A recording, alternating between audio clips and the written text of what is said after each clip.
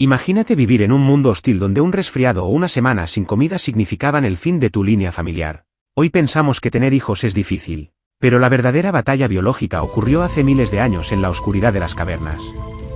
Existe una paradoja matemática en la prehistoria que los libros ignoran. ¿Cómo es posible que una especie que ya dominaba herramientas complejas, el uso del fuego y la caza colectiva, estuviera al borde de desaparecer? La respuesta no está en los mamuts ni en las glaciaciones extremas.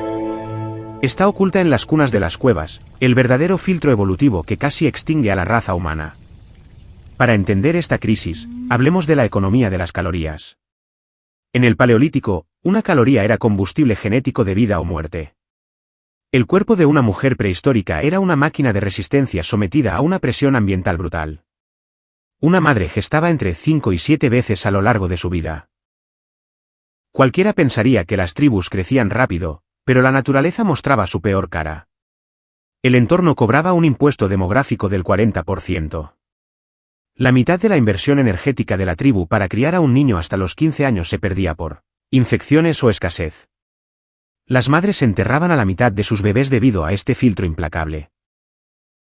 Por eso, al final de esa dolorosa cadena de pérdidas, solo 2 o 3 hijos lograban tomar el relevo generacional y llegar a la edad adulta.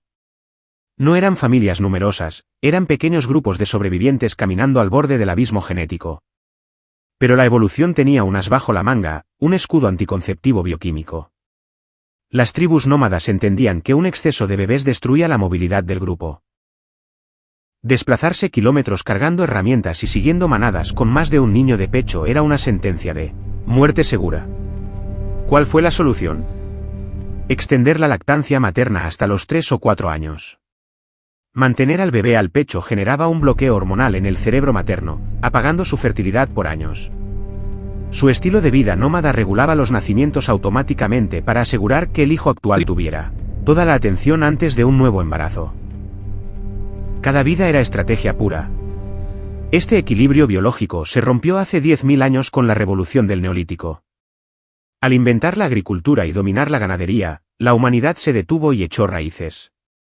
Al vivir en aldeas, aparecieron las papillas de cereales cultivados. Esto permitió reducir el tiempo de lactancia a solo unos meses. El freno bioquímico natural se apagó, el intervalo entre embarazos se desplomó y la población explotó masivamente por primera vez.